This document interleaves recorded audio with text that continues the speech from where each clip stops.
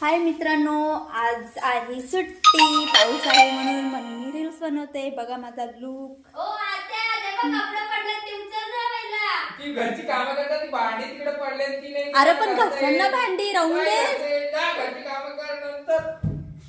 तिकडं उशीर काय पाहिजे होती. अरे पण घासली ना भांडी, ती 2-3 भांडी आहेत ती घासायसाठी. नंतर घासन ना 5 मिनिटात.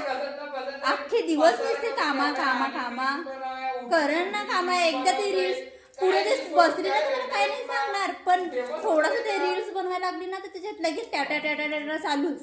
ते झाडू पहिला बघ झाडू. झाडू तिकडे आधी पुढचा घरची कामं नाही करणार, रील्स बनवायला पुढं तर तुम्ही काय करतात? तुम्ही पण घासा ना भांडी जरा.